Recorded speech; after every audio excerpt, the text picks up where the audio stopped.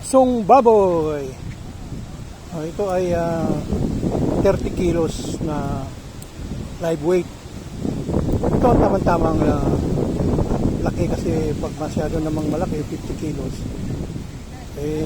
matagal na lutuin yun.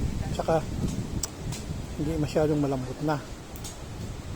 Malamang masunog yung nasa top portion. Hindi masyadong maluluto yung loob. Yung karamihan pag masyadong malaki, susunod nila. Ito po, ang mga ingredient pong nilagay natin dyan bawang, sibuyas, tanglad, dahon ng sibuyas, laurel, sibuyas bilog, asin, ginisa mix, at mayroon ding konting malunggay. Kasi yung pait ng malunggay, yun ang nag-enhance ng flavor ng laman. Kaya ito ang maglilitsyon dito, itong expert dito sa litsonan, ito sa Kalatagan.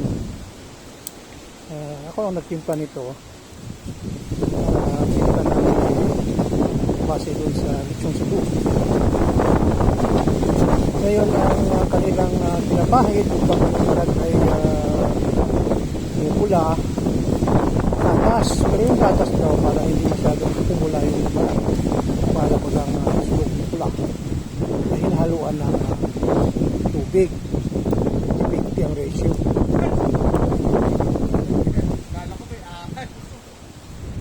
At dito sa kabila naman, siya ay magluluto ng mga lamang loob na gagawing dinuguan. Yan. Ang halo naman ng dinuguan ay sibuyas, tanglad,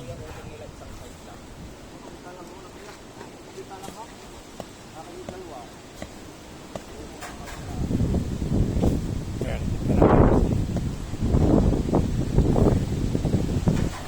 Ito yung pinapatsa balat, yung gatas na evaporada. Para tumula yung balat. Ngayon, interviewin natin si Kuya, yung nagdi-lechon. Ilyo, ito po si Ilyo. Ito yung expert ng lechon dito sa Barangay Bagong Silang, Kalatagan. Ayan, pag may napasyal kayo rito at gusto nyo magpalechon, kontakin nyo lang si Arthur at saka si Ilyo.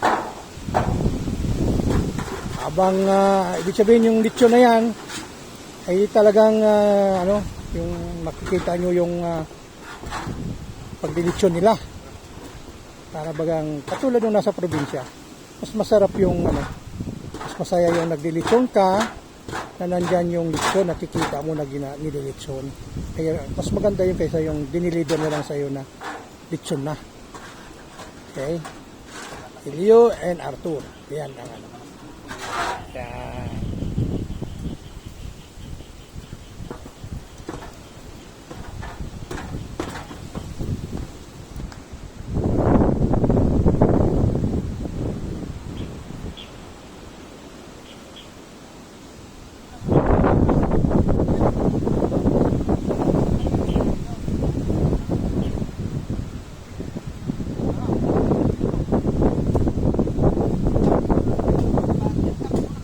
Buhay probinsya, masaya. Kung mayroong ganitong handaan, masaya ang mga kapitbahayan at makakatikim. Mas masarap yung maraming kumakain kasi share tayo sa kain, kaya lalong sumarap yung pagkain. Bayanihan.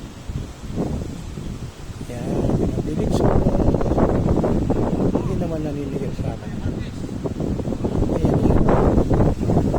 Bayanihan kasi.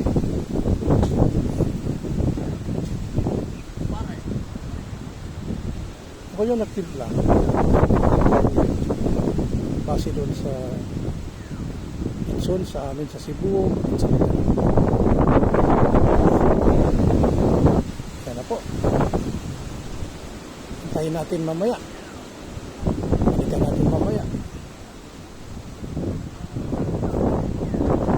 Medyo nasa kalagitnaan na. Mga 3 to 4 hours ang paglilitsyon nitong 30 kilos. Dahan-dahan para hindi